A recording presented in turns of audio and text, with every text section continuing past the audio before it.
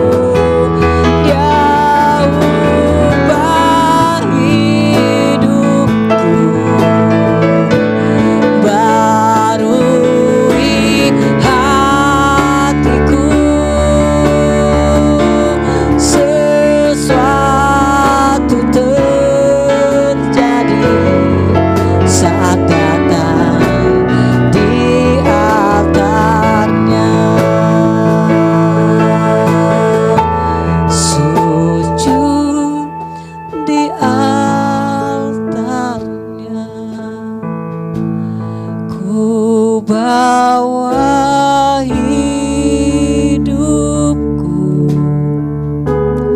ku terima anugerahnya, diampuniku dan bebaskanku. Dia ubah hidupku, barui hatiku, sesuatu terjadi saat datang di altarnya.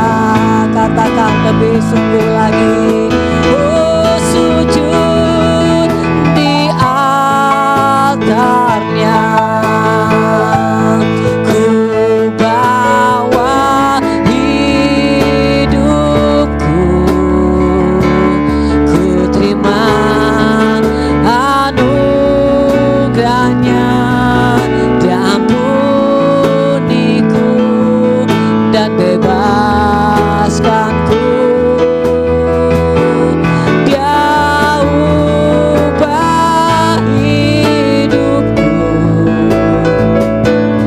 barui hatiku, sesuatu terjadi saat datang di altarnya.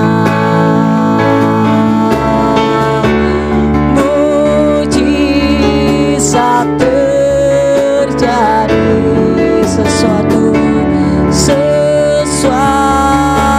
terjadi saat datang di altarnya.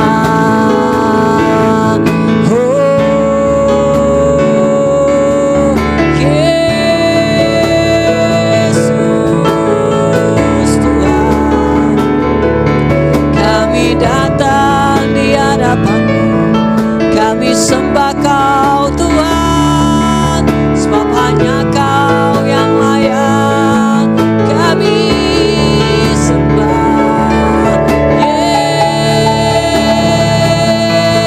Yesus Tuhan, Yesus, terima kasih Bapa, kami bersyukur, kami berterima kasih buat anugerah-Mu, Yesus, Jesus. Sambutlah Yesus,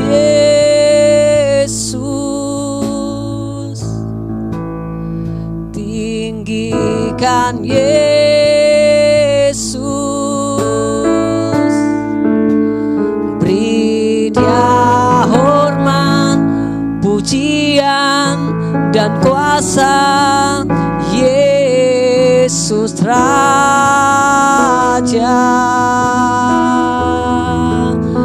bagi yang mulia ku angkat tanganku, Kau ku puja, ku cinta, ku sembah. Haleluya.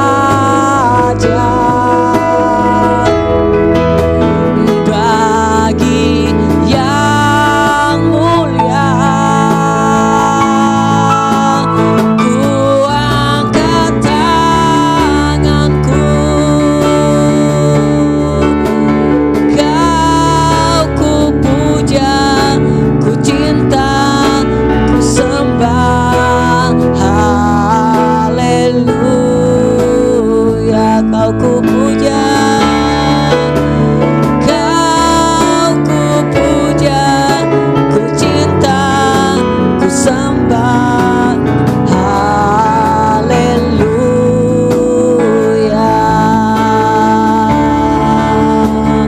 Oh, haleluya. Yesus Tuhan,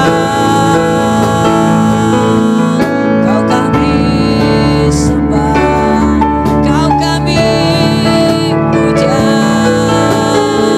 Yesus Tuhan, terima kasih Bapa. Yesus, thank you Jesus, thank you Father. Terima kasih Tuhan, warna anugerah-Mu dalam hidup kami. Oh, hanya Kau Tuhan yang layak kami sembah, yang layak terima pujian. Yesus, terima kasih. Sungguh Engkau Tuhan, Engkau Tuhan yang layak kami sembah, Engkau Tuhan yang layak kami puji, Engkau Tuhan yang layak kami tinggikan. Sebab Engkau Tuhan Allah yang hidup, Tuhan selalu ada bagi kami. Ini sembah dan pujian kami akan di hadapan-Mu Tuhan. Biarlah boleh menjadi dupa yang harum di hadapan-Mu Tuhan. Kami menyerahkan ibadah kami hari di dalam tangan Tuhan. Dari awal pertengahan ke akhirnya, biarlah semua kehendak-Mu terjadi, bukan kehendak kami ya Tuhan. Berkati setiap jemaat Tuhan yang mengikuti ibadah pada pagi hari ini. Biarlah hati kami selalu terpaut kepadamu. Biarlah hidup kami selalu melekat kepadamu Tuhan. Terima kasih Bapa. Hanya di dalam nama Tuhan kami Yesus Kristus kami berdoa dan mengucap syukur. Haleluya. Amin. Baik Bapak Ibu, kita akan mendengarkan kebenaran firman Tuhan yang disampaikan oleh hambanya. Namun sebelumnya saya mengajak kita semua untuk mengangkat Alkitab kita di sebelah tangan kanan kita. Dan sama-sama kita katakan, aku percaya firman-Mu berkuasa. Aku percaya firman-Mu dapat mengubah seluruh hidupku. Aku percaya firman ini adalah Tuhan sendiri. Aku siap menerimanya dalam nama Yesus. Amin. Shalom Bapak Ibu Saudara, pada hari ini kita akan mendengar kebenaran firman Tuhan yang terambil dalam kitab Ibrani pasal 11 ayat 32. Kitab Ibrani pasal 11 ayat 32, demikian bunyi firman Tuhan. Dan apakah lagi yang harus aku sebut? Sebab aku akan kekurangan waktu apabila aku hendak menceritakan tentang Gideon, Barak, Simson, Yefta, Daud, dan Samuel dan para nabi. Dari uraian ringkas ini Rasul Paulus menyebutkan yang pertama, Gideon. Gideon merupakan tokoh iman atau merupakan Allah tersohor yang dibangkitkan Allah untuk membebaskan umatnya dari penindasan orang Midian. Bangsa Midian menindas bangsa Israel kurang lebih 7 tahun lamanya. Gideon adalah orang yang berasal dari suku dan keluarga yang sederhana, dipanggil dari pekerjaan yang sederhana yaitu mengiris gandum, dan diberi salam oleh malaikat Tuhan dengan cara yang mengejutkan. Kita bisa dapat membaca di dalam Hakim-Hakim 6 pasal 6 ayat 12. Kitab Hakim-Hakim pasal 6 ayat 12, malaikat Tuhan menampakkan diri kepadanya dan berfirman kepadanya, demikian, Tuhan menyertai engkau, ya pahlawan yang gagah berani. Pada awalnya Gideon tidak bisa menerima penghormatan seperti itu. Tetapi dengan rendah hati, Gideon memberikan alasan kepada malaikat tentang keadaan Israel yang lesu dan tertekan. Malaikat Tuhan memberikan mandat dan meyakinkan dia dengan keberhasilannya. Kita bisa dapat membaca di dalam kitab Hakim-Hakim 6 ayat 14.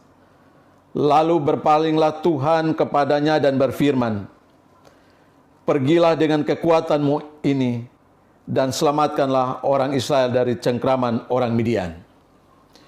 Sambil meneguhkan mandat itu dengan api yang keluar dari batu, Gideon diminta mempersembahkan korban. Dan setelah itu, ia pergi berperang melawan orang Midian. Meski pasukannya berkurang dari 32.000 menjadi 300 orang, namun melalui mereka ini, dengan suluh dan buyung mereka, Allah membuat seluruh pasukan Midian kebingungan dan hancur. Dengan iman yang teguh, kokoh dan kuat, dapat memberi Gideon keberanian dan kehormatan yang begitu besar, memampukan dia untuk bertindak dengan sangat lemah lembut dan rendah hati terhadap saudara-saudaranya sesudah itu. Bapak Ibu Saudara yang dikasihi Tuhan, yang dapat kita pelajari melalui kebenaran firman Tuhan ini adalah keunggulan anugerah iman membawa kita untuk merubah cara berpikir yang berpusat pada diri sendiri. Ini kebenaran firman Tuhan ini artinya bahwa ketika bangsa Midian menindas bangsa Israel, Gideon hanya berpusat pada diri sendiri, yaitu dengan pekerjaan yang sederhana, yaitu mengirik gandum. Dia tetap bekerja dan tidak peduli dengan keadaan sekitar yang sementara ini terjadi. Tetapi ketika malaikat Tuhan berjumpa dengan Gideon, keunggulan iman membantu orang melakukan perkara-perkara besar. Ketika malaikat Tuhan berjumpa dengan Gideon, memberikan kekuatan baru kepada Gideon, dan pada akhirnya Gideon bangkit dan melakukan pekerjaan-pekerjaannya, yaitu menyerang bangsa Midian. Keunggulan iman yang mencegah mereka untuk berbesar kepala dan tinggi hati. Kebenaran firman Tuhan ini juga mengajarkan kepada kita bahwa keberhasilan yang kita raih bukan oleh karena kuat dan gagah kita, tetapi kita harus imani dan percaya bahwa semuanya itu ada campur tangan Tuhan di dalamnya. Tokoh iman yang kedua adalah Barak. Barak adalah tokoh iman yang dibangkitkan Allah untuk membebaskan bangsa Israel dari tangan Yabin, Raja Kanaan, yang menindas bangsa Israel 20 tahun lamanya. Pada waktu itu Deborah memerintah Israel sebagai hakim. Meskipun Barak seorang prajurit, Barak menerima mandat dan perintah dari Deborah, seorang nabi Tuhan, yang dapat kita baca di dalam kitab Hakim-Hakim pasal 4 ayat yang ke-6. Bukankah Tuhan Allah Israel memerintahkan demikian? Majulah bergeraklah menuju Gunung Tabor dengan membawa 10.000 orang Bani Naftali dan Bani Sebulon bersama-sama dengan engkau. Barak teguh memegang sabda ilahi ini bersama-samanya dalam tugas perjalanan menyerang Kanaan. Dengan iman, Deborah diberikan keberanian menyambut tantangan yang diperhadapkan Barak kepadanya, sebagai kesaksian mengenai keyakinannya bahwa Tuhan akan menyerahkan Sisera. Kita bisa dapat membaca di dalam kitab Hakim-Hakim 4 ayat 8. Jawab Barak kepada Deborah, "Jika engkau turut maju, aku pun maju. Tetapi jika engkau tidak turut maju, aku pun tidak turut maju." Dengan iman, Barak mendapat kemenangan besar atas seluruh pasukan Sisera. Melalui kebenaran firman Tuhan ini, yang dapat kita pelajari adalah iman mengajarkan kita untuk mengembalikan segala pujian dan kemuliaan kepada Allah. Inilah hakikat iman. Iman akan kembali kepada Allah dalam segala bahaya dan kesulitan. Kemudian memberikan ucapan syukur kepada Allah atas segala belas kasihan dan pembebasan. Tokoh iman yang ketiga adalah Simson. Simson adalah tokoh iman yang dibangkitkan Allah untuk membebaskan bangsa Israel dari orang Filistin yang menindas bangsa Israel 40 tahun lamanya. Simson dari keluarga yang sederhana. Ayahnya bernama Manoah dari keturunan Dan. Istri Manoah mandul. Kita bisa dapat membaca dalam Hakim-Hakim 13 ayat yang ketiga. Tetapi malaikat Tuhan menampakkan diri kepadanya bahwa engkau akan mengandung dan melahirkan seorang anak laki-laki. Karena iman, Simson hamba Allah mengalahkan singa yang mengaum yang ingin menerkamnya. Peristiwa ini terjadi ketika Simson mengambil gadis Filistin sebagai istri. Dan dalam perjalanan ke Timna, Simson dan ayah ibunya. Maka seekor singa muda mendatangi Simson dan mengaum. Pada waktu itu berkuasalah roh Tuhan atas Simson, sehingga Simson membunuh singa tersebut. Iman yang benar diakui dan diterima, sekalipun bercampur bau dengan banyak kegagalan. Kebenaran firman Tuhan ini memberikan pengertian bagi kita bahwa dalam perjalanan kehidupan Simson banyak hal peristiwa yang dialaminya. Tetapi karena dia berpegang teguh, beriman kepada janji Allah, dia tetap mengerjakan apa yang sudah Allah tetapkan di dalam hidupnya. Iman orang percaya bertahan sampai akhir. Dan ketika tiba waktunya mereka akan mati, memberinya kemenangan atas kematian dan semua musuh-musuh yang mematikan. Penaklukannya yang terbesar diperolehnya dengan mati. Kita bisa dapat membacanya di dalam kitab Hakim-Hakim 16 ayat 30. Biarlah kiranya aku mati bersama-sama orang Filistin. Dari kebenaran firman Tuhan ini, kita belajar bahwa anugerah iman adalah kekuatan jiwa untuk melakukan pelayanan yang besar. Seandainya Simson tidak memiliki iman serta lengan yang kuat, ia tidak akan pernah melakukan perbuatan-perbuatan yang berani yang pernah dilakukannya. Tokoh berikutnya yang kita pelajari adalah Yefta. Yefta adalah tokoh iman yang gagah perkasa. Dibangkitkan Allah untuk membebaskan Israel dari orang Amon. Ayah Yefta adalah Gilead dan ibunya adalah seorang perempuan sundal.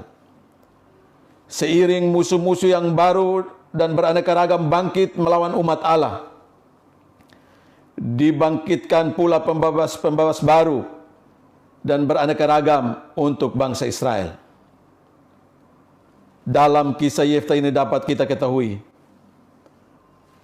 anugerah Allah seringkali menemukan dan terpatri pada orang-orang yang paling tidak layak, bahkan yang layak mendapatkan hal sebaliknya, untuk melakukan perkara-perkara besar bagi mereka dan oleh mereka.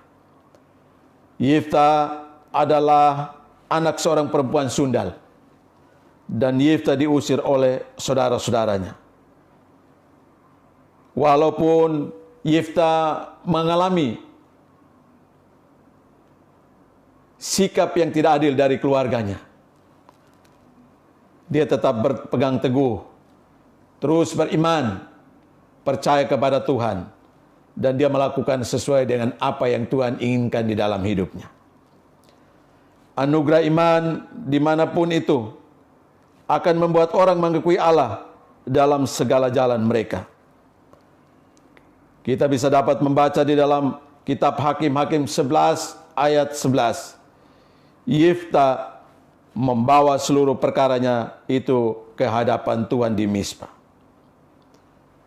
Lewat kebenaran firman Tuhan ini memberikan pengertian bagi kita bahwa ketika Yifta dipanggil oleh tua-tua Israel untuk menjadi pemimpin bangsa Israel, pengambilan keputusan yang diambil oleh Yifta adalah dia membawa seluruh perkara itu di hadapan Tuhan.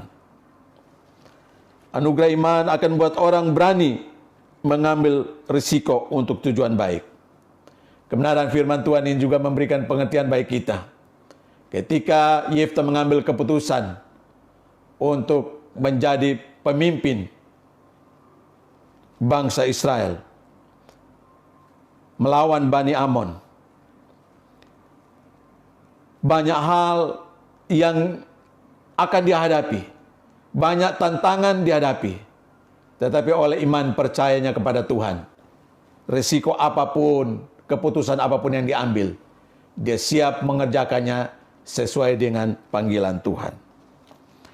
Iman tidak hanya membuat orang bernazar kepada Allah, tetapi juga memenuhi nazar mereka setelah mereka menerima rahmat. Bahkan sekalipun nazar mereka itu hanya membawa kesedihan, kesakitan, dan kehilangan yang besar, seperti yang terjadi pada Yifta dan putrinya. Kebenaran firman Tuhan ini memberikan pengertian bagi kita bahwa ketika Yifta maju berperang melawan Bani Amon, dia bernazar bahwa aku akan pergi melawan Bani Amon. Tetapi sekiranya ketika aku memenangkan pertempuran ini dan kembali ke rumah, dan siapa yang keluar dari rumah menjemput aku, keputusan Yifta bahwa dialah yang akan dipersembahkan sebagai korban bakaran. Nazar itu ditepati oleh Yifta, dan pada akhirnya putrinya sendiri, ketika Yifta kembali dari pertempuran menghadapi Bani Amon, dia mengalahkan Bani Amon, dan setelah itu kembali ke rumah. Yang keluar dari rumah adalah putrinya sendiri. Nazarnya ditepati, walaupun dilakukannya dengan satu kesedihan.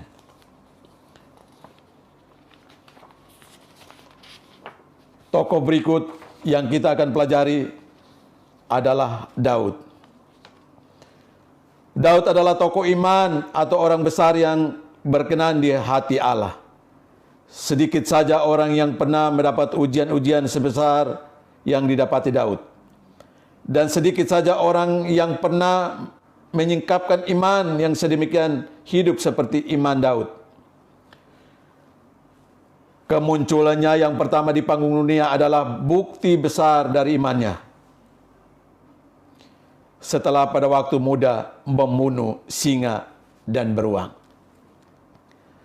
Imannya kepada Allah, Daud diberikan kekuatan untuk menghadapi Goliat yang besar dan membantunya menang atas Goliat. Kita bisa dapat membaca di dalam pertama Samuel 17:4 ayat 45. Tetapi Daud berkata kepada orang Filistin itu, "Engkau mendatangi aku dengan pedang dan dengan tombak dan lembing. Tetapi aku mendatangi engkau dengan nama Tuhan semesta alam, Allah segala barisan Israel yang kau tantang itu." Iman yang sama memampukan dia untuk bersabar mengandung kebencian Saul dan menunggu sampai Allah membuat dia memiliki kuasa dan martabat yang dijanjikan. Kita bisa dapat membacanya di dalam pertama Samuel 24 ayat 11.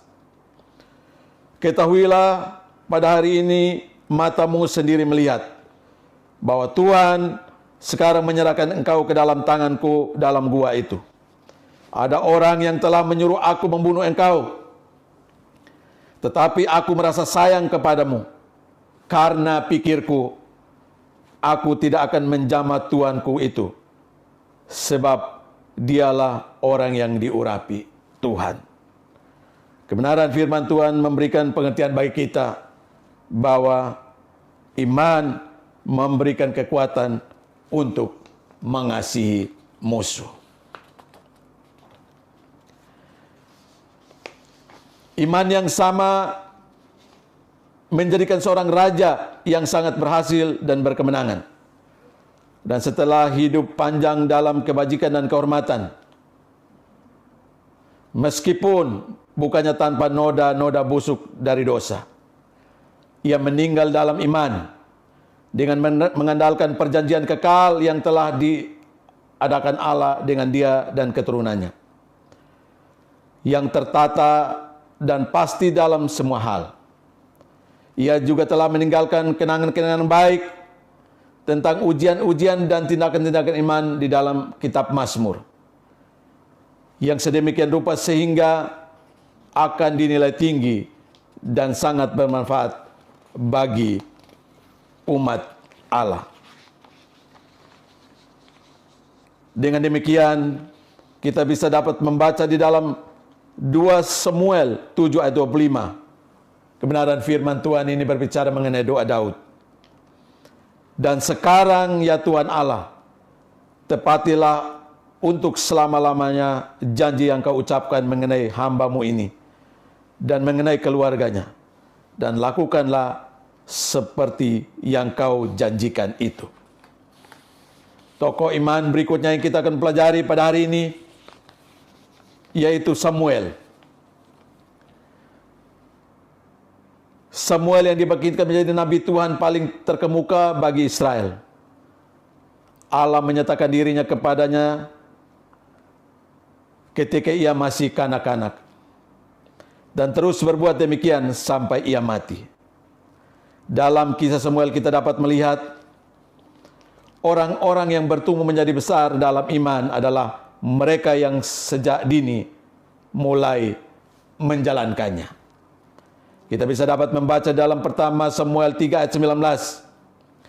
Dan Samuel makin besar dan Tuhan menyertai dia, dan tidak ada satupun firman-Nya itu yang dibiarkannya gugur. Orang-orang yang pekerjaannya menyingkapkan pikiran dan kehendak Allah kepada orang lain perlu mantap dalam keyakinannya sendiri akan hal itu. Kita bisa dapat membacanya di dalam pertama Samuel 3 ayat 18b. Kemudian Eli berkata, "Dia Tuhan, biarlah diperbuatnya apa yang dipandangnya baik bagimu." Kebenaran firman Tuhan ini mengingatkan kita ketika Samuel tinggal bersama Imam Eli, dan pada waktu ia tertidur, tengah malam ada suara yang memanggil namanya, "Samuel, Samuel, Samuel."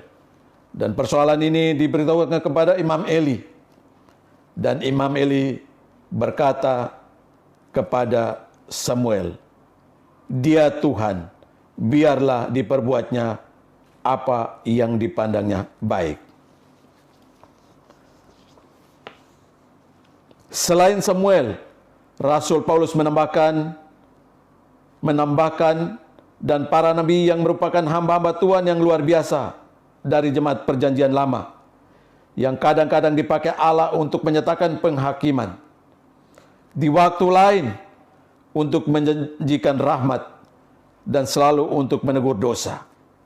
Ada kalanya mereka menubuatkan peristiwa-peristiwa yang luar biasa yang hanya diketahui Allah, terutama untuk memberitahukan tentang Mesias, kedatangannya, pribadinya, dan pekerjaan-pekerjaannya. Karena di dalam dialah pusat para nabi dan juga hukum Taurat. Iman yang benar dan kuat itu adalah hal yang dituntut untuk melakukan pekerjaan-pekerjaan dengan benar. Baik Bapak Ibu Saudara yang dikasihi Tuhan, di akhir dari kebenaran firman Tuhan ini, saya mau sampaikan kepada kita semua bahwa kita sudah banyak mempelajari beberapa tokoh iman yang dipakai oleh Tuhan begitu luar biasa. Sebagai anak-anak Tuhan pilihan Allah yang hidup di zaman modern ini, kita juga harus tetap percaya dan beriman bahwa saat ini juga Allah memilih menetapkan saudara sebagai tokoh iman di zaman modern ini. Mari terus berdiri teguh di dalam Tuhan, mengerjakan apa yang Tuhan kehendaki dalam hidupmu. Lakukan itu dengan baik, karena Tuhan mau memakai hidup kita sebagai alatnya di muka bumi ini untuk pelebaran visi misi kerajaan Allah. Demikian kebenaran firman Tuhan hari ini. Haleluya. Amin. Saya mengajak kita masuk di dalam doa. Bapa kami dalam kerajaan sorga, hari ini kami boleh mengucap syukur untuk kebenaran firman Tuhan. Kami sudah belajar, kami sudah merenungkan kebenaran firman Tuhan hari ini. Engkau adalah Tuhan. Engkau adalah Allah yang berdaulat penuh atas hidup kami. Kalau tokoh-tokoh iman yang ada dalam Alkitab, Engkau pakai mereka secara luar biasa.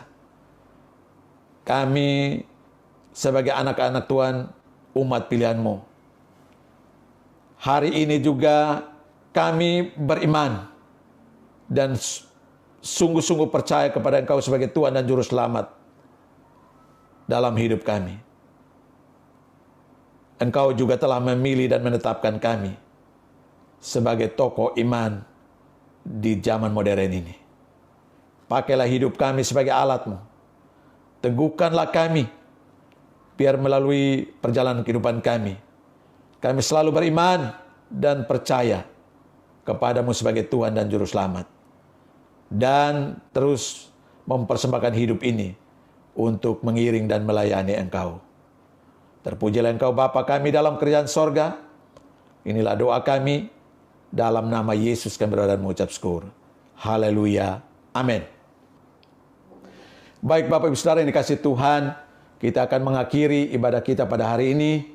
Saya mengajak Bapak Ibu Saudara, arahkanlah hatimu, pikiran menghadapan Tuhan, dan terimalah berkat Tuhan. Kasih karunia daripada Allah Bapa, lewat anaknya Yesus Kristus, dan persekutuan dengan Roh Allah yang kudus, menyertai kita sekalian, mulai hari ini sampai selama-lamanya. Haleluya. Amin.